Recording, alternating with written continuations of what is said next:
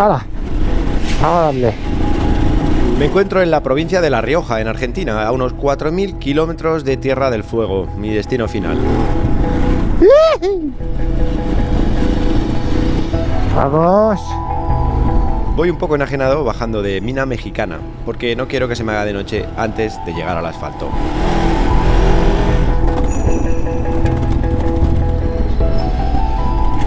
Las montañas bonitas. Aquí las tenéis.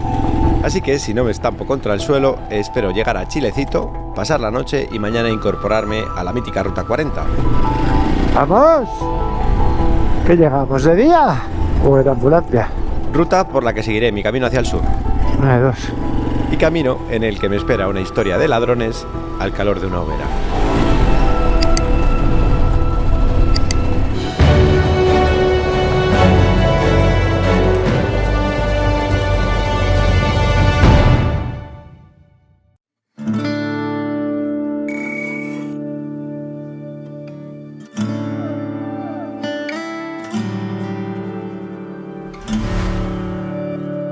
Buenos días desde Chilecito. Esta es la estación número 1 de la mina La Mexicana. Mina que visitamos en el capítulo anterior y cuya estación 1 se encuentra en plena Ruta 40, desde donde arrancamos hoy dirección sur. Y dicho todo esto, a la 40. Vámonos. Hoy puede ser un gran día.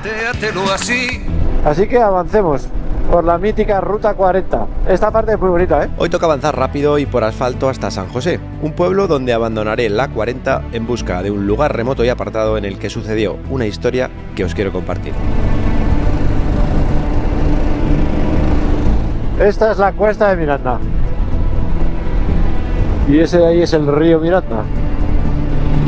Guau, chaval, espectacular, ¿eh? Uy, qué curvita.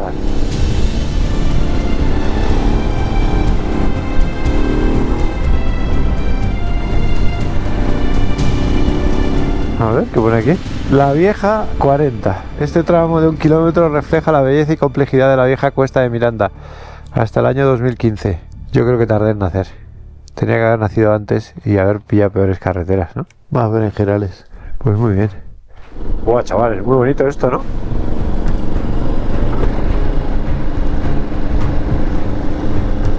TL. Y en el medio que podría tonel, tinal o túnel. Claro, sería túnel, ¿no? Efectivamente, túnel. Túnel a pico pala, ¿eh? Vaya carretera, ¿no? Hay un game over a la derecha, pero curiosón, muy curiosón. ¡Uy, wow, qué bonito! Mira. Mira, es una presa, pero tiene... ¡Uf! ¡Qué susto me has dado, cabrón!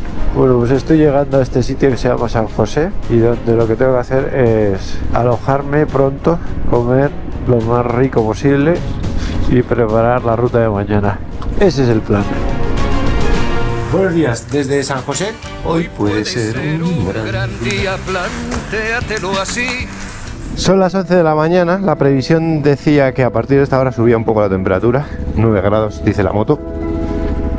Bueno, hoy la verdad es que puede ser que haga un camino corto, porque hay una historia muy buena que os quiero contar, que me enteré ayer porque me lo dijo Sebas, que es mi rutólogo de la zona, porque él conoce todo esto muy bien. Y resulta que en el camino en el que vamos a hacer hoy hay una historia buenísima, entre comillas, buenísima, pero... No encontraba ningún sitio para desayunar. Son las 11:30, o sea, ya me voy a comer un bocadillo de milanesa. Está frío, pero me da igual.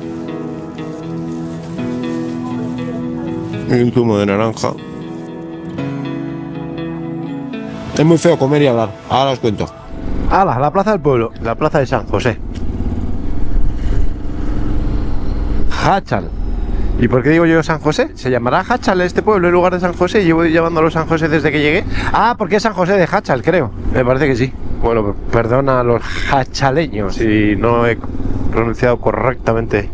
Al que madruga Dios le ayuda y al que no le ayuda la temperatura. 12 grados. Me dirijo o nos dirigimos hacia un pueblo muy pequeño que se llama Bellavista. Lo dicho, siguiente destino, Bellavista. Un pequeño pueblo en el que tengo que encontrar una posada que ni siquiera sé si existe y en la que espero me den las indicaciones para llegar a un lugar un tanto remoto en el que ocurrió algo hace unos años que os quiero compartir. Me he salido de la 40. Montañacas alrededor, muy bonitas, por cierto. Estamos a 1200 metros. Está roto el asfalto, bastante, pero el entorno es muy bonito y no hay nadie. Es absolutamente vacío esto. Esto en época de lluvias debe de tener un paisaje completamente diferente, ¿no? O sea, esto tiene pinta de que el agua llega hasta aquí, ¿no?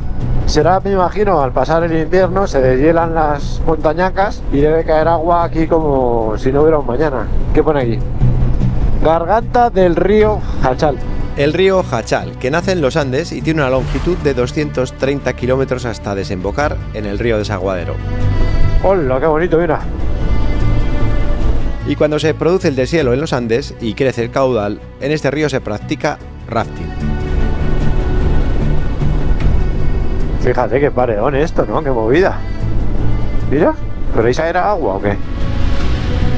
Y el hecho de que en este río se practique rafting nos va a regalar indirectamente un berenjenal gratuito. ¡Hala! Ahí abajo hay un camino. ¿Y ese camino para abajo? Hostia, sí, hay un camino ahí, ¿eh? Lo voy a pillar. A ver. Baja cañón. Aquí. Bajada de rafting. Pues allá vamos, ¿no? Vamos a poner modo enduro.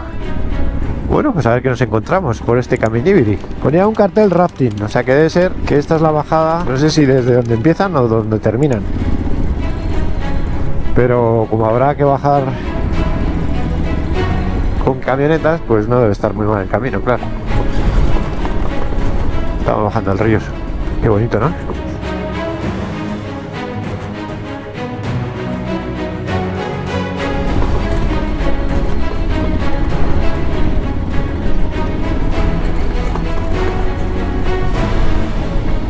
¡Qué bonito!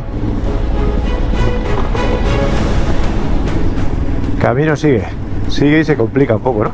¿O no? Ups. No es que se complique, es que directamente termina. Ah, no, ¿sigue ahí o qué? ¿Berenjenal gratuito o qué? Es que el camino por allí sigue. O sea, esto es un berenjenal totalmente gratuito.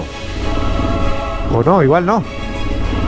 De momento no, es poca cosa. Mira el río. Hostia, aquí hay unos desprendimientos como muy recientes, ¿no? ¡Hola! Parece un poco apocalíptico esto, ¿no? Como de repente el camino se hace pequeño, se destroza, caen piedras. Todo esto, evidentemente, si estuviera lloviendo, ni se me ocurre. Pero como no es el caso... Ah, míralo. Entonces el camino estaba rotísimo, el camino ancho.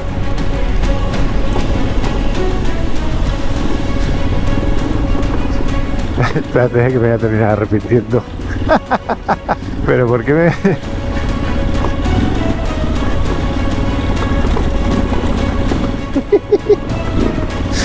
Me voy partiendo de risa porque es que... O sea, esto es gratuito total, vamos. No, espera, que... Espera, que no hemos terminado, ¿eh? A ver, ¿por dónde me enfrento a esto? ¿O no me enfrento? ¿Qué dices, Claudio? ¿Voy o no voy? La jodienda... A ver. Ah, no es solo este trozo. Y luego sigue el camino y sigue bien, ¿no? ¿Tendrá fin o no? Hostia, no. No parece, ¿no? Que tenga salida.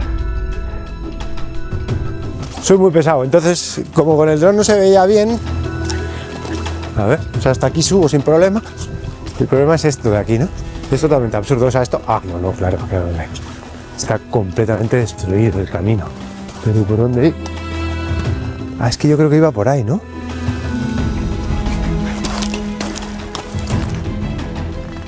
O sea, ya no existe directamente, ¿no? Bueno, pues este ha sido el berenjenal gratuito del día. Damos la vuelta y nos reincorporamos a la carretera.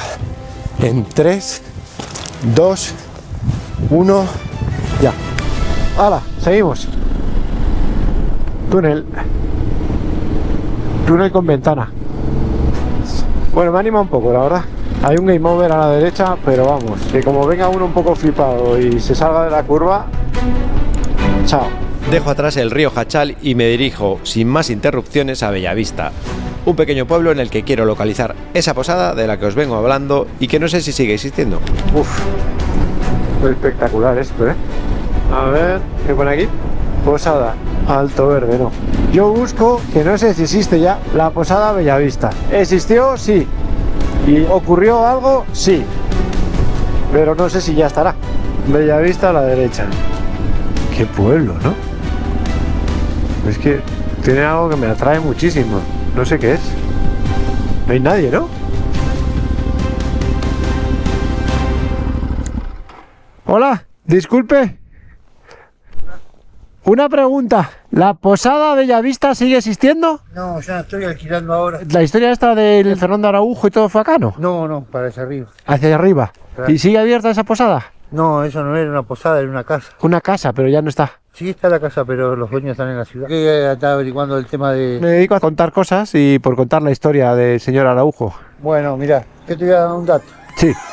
Vas por esta calle, ¿Sí? hasta allá donde choca, ¿ves? Allá al fondo. ¿Sí? Ahí doblás para allá. Ajá. Chocás de vuelta. Sí. Doblás para allá. Sí. Ahí va a haber una casa media viejona, pero es una finca eso. Ajá. Ahí es una posada también. Ese hombre ¿Sí?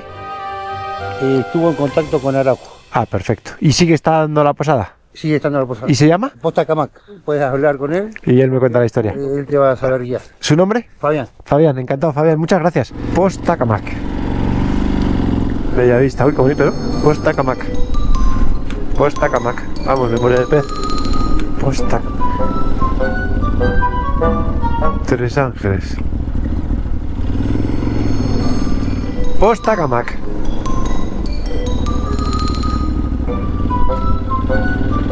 Posada Posta Camac.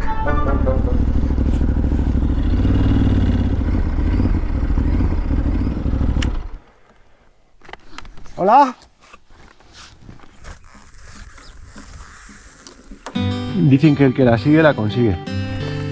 Y me voy a quedar un rato aquí a ver si aparece alguien porque me gustaría contar la historia bien contada. Así que me voy a comer unos sándwiches aquí mientras llega o no llega nadie. He comprado esta mañana... Ah, no. ¿Qué coño sándwich? Sí, he comprado salami. No tengo mucha hambre, pero así ya estoy comido, ¿no? Una pregunta. ¿Sabe usted si hay alguien aquí? Y no saben abrir a las 4, si no tengo más. ¿A las 4 abren? Sí. ¿Pero vienen seguro? Y yo creería que sí. Ah, No. ok. ¿Y el dueño también está o no? No, allá el dueño no sabe decir. Perfecto. Gracias.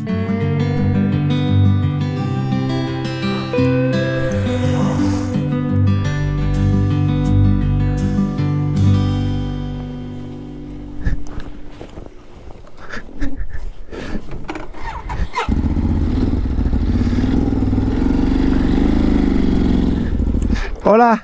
Hola. Disculpe que le moleste. ¿Usted sabe si la posada abre? En teoría sí, debería estar alguien ahí. ¿El dueño o la dueña, sabe usted quién es? Sí, mi mamá trabaja con ellos como general, siempre está el señor. El dueño. Bueno, no se preocupe, que no le quiero hacer perder tiempo. No, está bien. ¿Usted conoce la historia del señor Araujo? Alguien me ha dicho que el dueño de este sitio tenía contacto con él. Claro, algo así. ¿Usted conoce a alguien que conozca bien la historia? Porque él estuvo en Bauchiceta, el hombre. Un campo que se llama Baucheceta. Mi tío, digamos, que él le puede decir dónde ha estado el hombre. ¿Ah, sí? ¿Y cómo se llama su tío? Saúl. Saúl, con S. Saúl. Con R. Con R, Raúl. Sí. Va. Se va a encontrar con una planta de electricidad a mano izquierda y hacia la derecha está el caminito para entrar. Baucheceta Baucheceta. y el señor Raúl. Que Vale, perfecto. Gracias, muy amable. Encantado. Gracias, muy amable. Baucheceta. Baucheceta. Gente más amable, ¿no? Pues seguimos en nuestra búsqueda de esta historia. Es una historia con una parte fea y una parte interesante. Baucheceta, Raúl. Ese es nuestro siguiente destino. Baucheceta, Raúl. Allá vamos. Camino de tierra.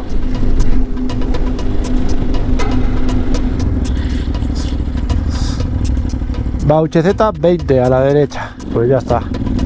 Baucheceta, ¡vamos! ¡Ih!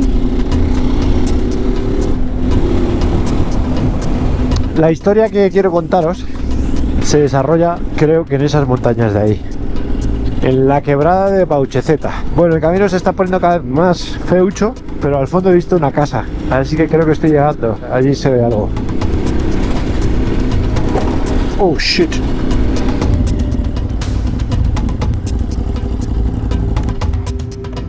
Hola. Buenas tardes. ¿Es usted Raúl? Sí. ¿Qué tal? Me habló usted su sobrina en Bellavista. ¿Cómo está? Todo bien, por lo menos usted. Encantado, ¿cómo está? Mire, yo sí me dedico a contar historias. Ah, sí. Y quería contar la historia de Fernando Araujo, y que estuvo aquí y tal, y me dijeron que quizá usted me podía ayudar en eso, ¿no? Sí, algo sí. Sí, algo sabe. Sí. O sea, donde encontraron a Fernando Araujo, ¿usted me puede llevar? Y es allí donde está la orilla del cerro aquel, allí. ¿En ese cerro de ahí? Sí, aquí en la mitad. Yendo por aquí, por el camino donde ha venido, va a ubicar allí los álamos secos. Termina ahí como un estilo, una grutita. Ahí hay una entrada de huella de vehículos ahí. Llega a topa la orilla ahí. Hay un corral que hace pica, hay un par de máquinas viejas. Ahí era el que tenía la carga. Ahí tenía la carpa. Sí. Le encontraron unos gendarmes en caballo. En un vehículo venían. Ah, en vehículo. Y dejaron ahí afuera y fueron caminando a ver qué hacía esa persona, porque era medio sospechoso. Nunca tuvo contacto con la gente aquí. Vale, voy a dar un pasadito por ahí por donde... Ajá, sí, yo estoy aquí. Muchas gracias, Raúl. Bueno. Gracias y disculpe por molestarme. No es molé.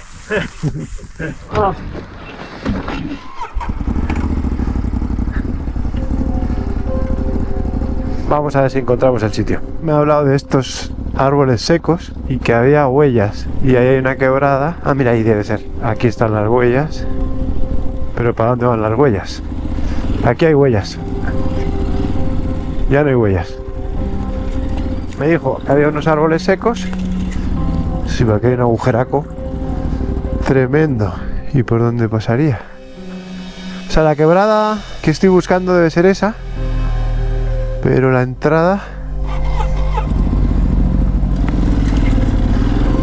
Hombre, por ahí puedo pasar.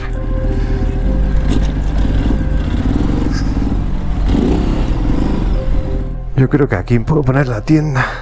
Vaya pelos. Estoy el pelo corto, la verdad, que es muy divertido porque cada rato tengo el pelo diferente. Bueno, da igual. No hemos venido aquí a lucir pelo, sino a buscar la guarida del ladrón más famoso de Argentina. Que no sea político. Pues esta es la quebrada. Hombre, este es un buen sitio para poner una tienda de campaña. Eso está medio plano. ¿Igual era aquí o qué? La moto está allí. Y yo estoy aquí. Ahí sí que se puede poner una tienda y estar a gusto. Pero la moto hasta aquí no llega ni de coña, claro. Tiene pinta de que voy a intentar llegar en moto y la voy a liar. Nada, esto es imposible en moto. O sea, esto es una quebrada aquí. Hace así y así. Es que aquí hay un desnivel increíble. Nada. Mi embrague y yo decimos que no. Que la moto hasta aquí no llega. Aquí no hay sitio para poner la tienda. No estoy lleno de piedras. Y ocultar la moto tampoco es fácil. De hecho, es probable que se me caiga. Y sin embargo ahí, aunque está más cerca del camino, si pongo la moto en paralelo a esos árboles secos, yo creo que desde el camino no se la ve.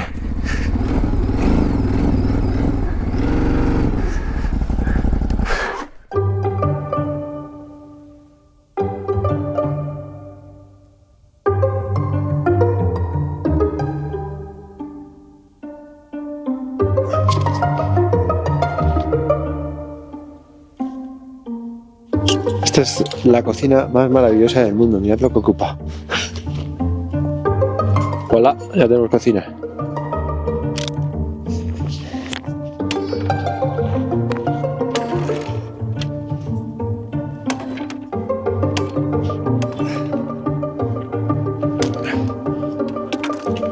Estoy intentando buscar troncos gordos en la medida de lo posible antes que se haga de noche. Ya se ha ido el sol.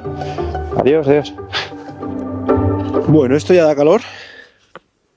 Lo primero que voy a cenar es una sopa sabor pollo con fideos. Vertirlo en un litro. Bla, bla, que hierva, bla. 1 litro de agua.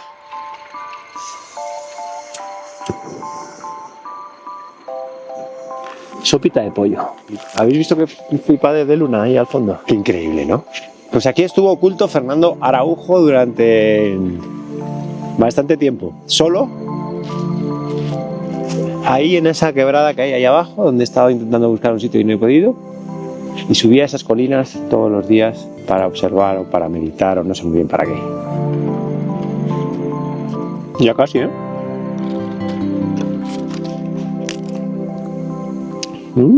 Ya está hecho.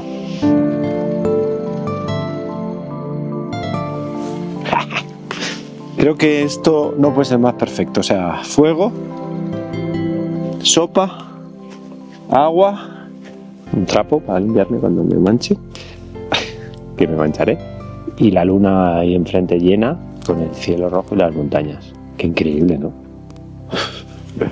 En fin, o sea, igual te pone tu madre esta sopa en casa y no te parece nada del otro mundo.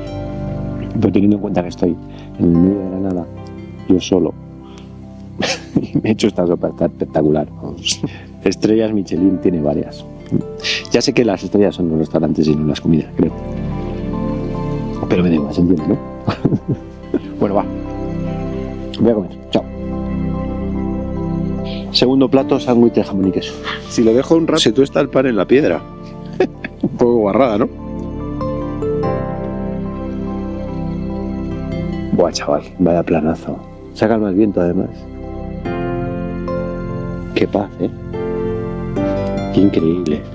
Llevo 16 años haciendo esto, ¿eh? De viajar por ahí solo. Y estos días te juro que me renuevan por completo. O sea, podría estar otros 16, creo. Con días así. En fin, voy a comer el sándwich. Nada, nos vemos. Bueno, efectivamente hace mucho frío. Y aunque el fuego calienta, pero yo creo que os cuento la historia mañana por la mañana. ¡Hala! Que descanséis.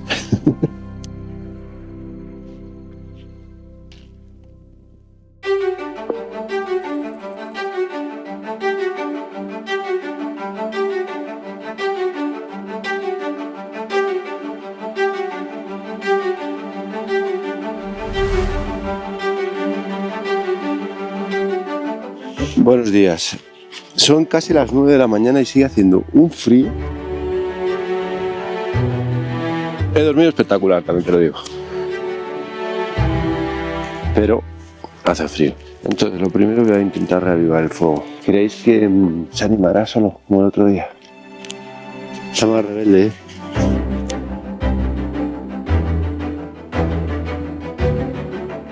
Ya arrancó. Bueno, tenemos fuego. Oh, cambia totalmente la vida, ¿eh? Bueno, entonces, plan. Café. Importantísimo. Sándwich. Y os cuento la historia de por qué estoy aquí acampado.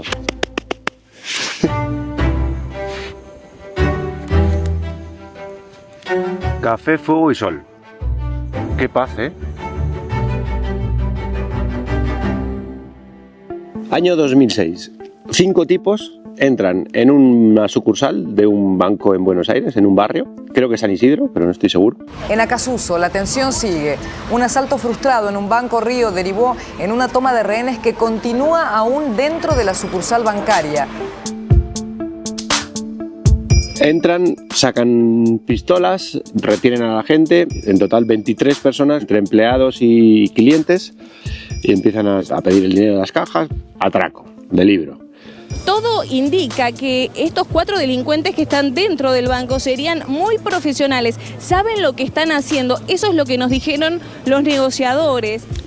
Abajo, en el sótano, hay un policía en un cuarto cerrado con pantallas, lo ve, da la alarma, obviamente, y a los 5 minutos aparece la policía. Uno de los atracadores intenta sacar a un rehén con la pistola y tal, y la policía, alto. Total, que se mete dentro, cierran una puerta, y a partir de ahí empieza a llegar policía, curiosos, se rodea la calle, empiezan a emitirlo por la televisión, porque hay un atraco a un banco, bla, bla, bla. Los tipos bajan a donde está el policía abajo, con una trabajadora del banco, con la que tenían las llaves de la bodega, donde estaban las cajas de seguridad de los clientes, todo eso, amenazando a la policía que se entregue o que la van a matar a ella, que no se preocupe, que le van a soltar.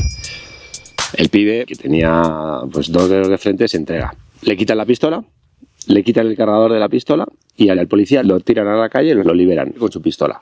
Esto a la policía que está afuera le parece un poco raro, porque si tienes a un policía dentro tienes más posibilidad de negociación y encima tienes un arma más. Pero bueno, eso pasa. Se quedan con el teléfono del policía y con ese teléfono llaman para empezar a negociar. Y llega el negociador de la policía. Empiezan a negociar y empiezan que sí, que no, pues tatín, patatán, no sé qué, pasan las horas, liberan a uno. Al final creo que liberan como a 3. Los negociadores lograron la liberación de 3 cautivos, pero habría al menos otros 8. Ya llega un momento, el de dentro, que el pibe con un traje gris, al que le llamaban el hombre del traje gris, porque se le veía en la primera planta. El banco tenía 3 plantas, sótano, planta calle y primera planta. Y el negociador estaba en la primera planta. Habían llegado ya las fuerzas especiales, entonces había francotiradores y tal, y no sé qué, pero el pibe estaba ahí arriba y se le veía que tenía un traje gris y negociaban con el hombre del traje gris. Y después de ya muchas horas, llega un momento en que el pibe le dice, mira, voy a convencer a estos y nos vamos a entregar. Pero, como vamos a estar un buen tiempo en la cárcel, traernos unas pizzas y unas gaseosas y nos damos un último homenaje y nos entregamos. Y el negociador dice, vale, total, que piden las pizzas tardan 1 hora en llegar o algo así, y cuando llegan las pizzas, de repente ya no hay comunicación con nadie de dentro. Todo en silencio, hasta que de repente uno de los rehenes de dentro llama por teléfono a un familiar fuera, y otro. Es decir, parece ser que están solos. Total, que al final, a las 7 de la tarde, entran, retienen a todo el mundo, no sé qué, llegan hasta abajo, abren todas las puertas, todo con mucho cuidado, ni rastro. Solo están los rehenes. La cosa es que los atracadores podían estar dentro de los rehenes. Total, que ya empiezan a interrogar, pues tú eres trabajador, tú eres cliente, tú eres patatín, tú eres pipín, no están los atracadores. Si bien se fugaron los delincuentes, esto está confirmado, se fugaron los delincuentes. Total, que después de mirar, registrar, no encuentran nada, y al final un policía en un cuarto de limpieza ve que hay unos archivadores y uno de ellos está medio movido. Y hay como tierra. Total, que lo mueve y encuentra que en una pared hay un agujero gigante por donde evidentemente se han escapado los atracadores. Hay una granada como para evitar que la poli pueda salir fácil detrás de ellos y un cartel que dice: en barrio de ricachones, sin armas ni rencores, es solo plata y no amores. Y esto que os acabo de contar se convierte en lo que se considera como el robo del siglo. Los ladrones habían huido por un túnel dejando ese cartel, una granada falsa para prolongar el tiempo en el que la policía pudiera ir tras ellos, y además dejando dentro todas sus armas, que resultaron ser réplicas inofensivas. Es decir, habían robado un banco aparentemente sin violencia y con armas de juguete. Ahora bien, os digo una cosa.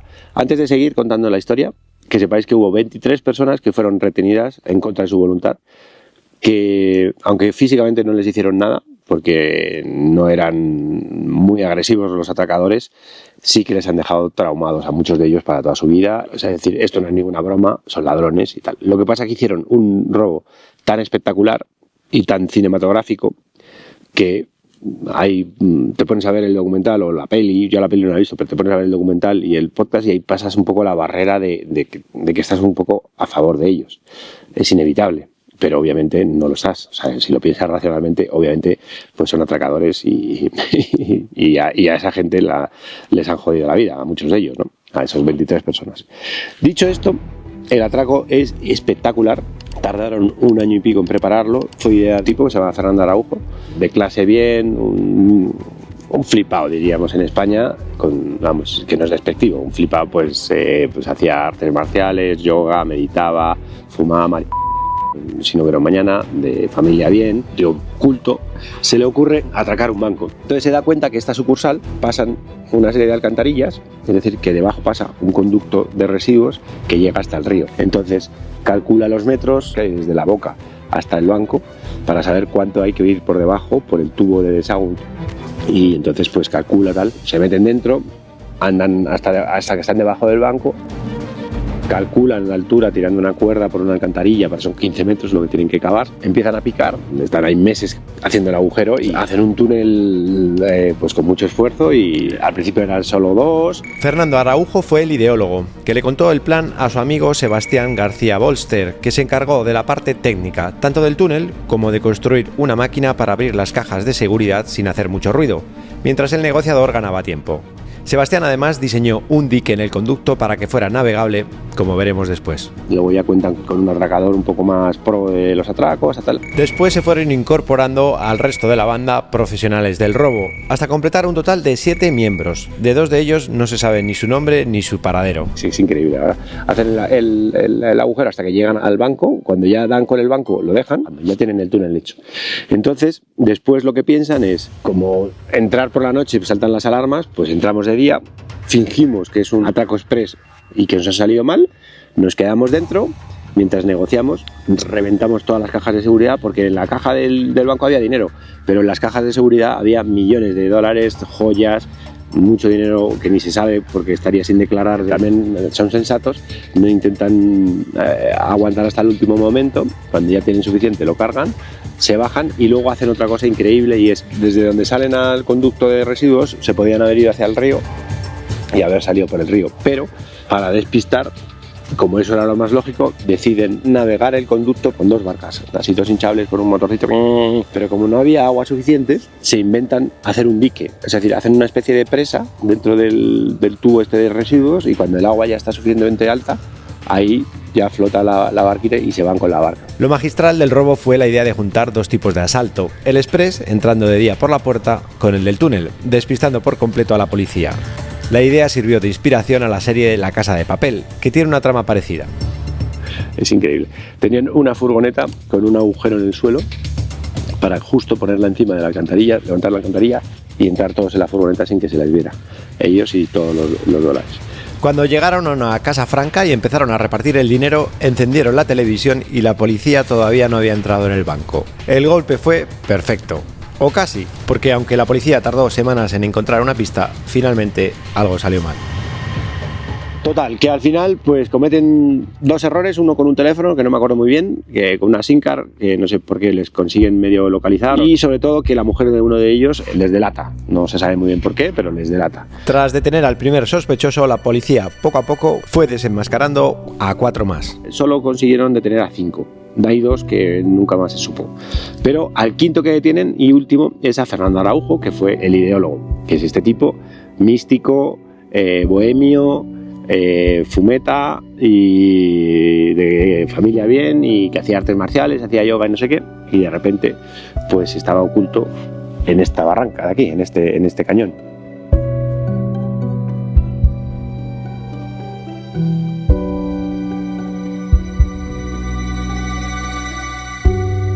Por ahí venía una camioneta de la poli, porque ahí está Chile, entonces por aquí la poli pues debe de ser que de vez en cuando están vigilando, digamos, ¿no? Y de repente ven subirse en una de estas, pues igual en esta o en esta, estoy en el mismo sitio, creo. Ven a un tipo ahí subirse como una cabra y dicen, ¿qué es este tipo? ¿Quién es? Entonces se acercan y ya ven que tiene una tienda de campaña ahí. Y ya pues le detienen. En la tienda de campaña tenía parte del informe de la policía sobre el atraco, tenía periódicos que hablaban del atraco, tenía un GPS, que en el año 2006 no era muy normal tener un GPS, con no sé si eran 5 o 6 puntos, como que tenía dinero escondido por varios sitios y no sé qué, y tal, y le detienen. Entonces yo este documental lo vi en su momento, friqué bastante porque esta cosa de los atracos tiene esa cosa que, insisto, con todo el respeto hacia las 23 personas que lo pasaron mal, pero tiene esta parte atractiva, ¿no? Lo que he estado pensando mucho es, no sé cuánto tiempo estuvo este pibe aquí, pero bastantes días, o semanas, ¿no? O sea, eres de familia bien, no has delinquido en tu vida, delinques para hacer el robo más espectacular de la historia, por lo menos del país, lías la que lías, tienes un montón de millones de dólares y no te vas del país. No sé, cosa curiosa la verdad. O sea, no hay mejor final para esta historia que tirar el café, ¿no?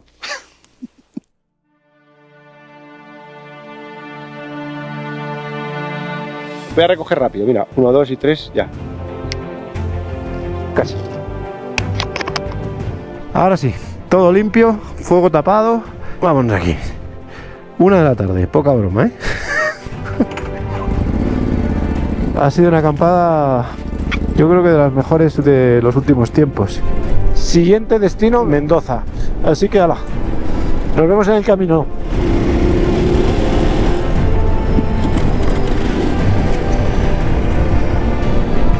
Seguimos. ¿Será asfalto ya o qué? Nos vamos para Mendoza directo. Si hubiera algo que contar por el camino, hablamos. Mendoza 210. Vamos. Nada, hay que aprovechar para avanzar, que Tierra del Fuego está todavía 3000 y pico kilómetros. ¡Vamos! Dejo atrás la guarida del ladrón tras una acampada épica y enfilo directo a Mendoza, donde tengo que hacer una misión esencial para poder seguir con el viaje. Renovar mi carnet de conducir en el consulado español porque me caduca en breve. Esta ruta, que es la antigua 7, y aunque es tierra, pero creo que es rápida y divertida, y hay muy buenas vistas, así que vamos a darle. Estamos a 1 hora 45 minutos. Vamos. Villavicencio, Parque Nacional. Ojo al invierno, 2700 metros y hay nieve.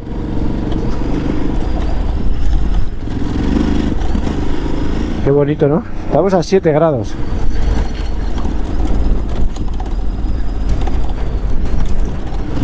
Rastrillo, roca suelta.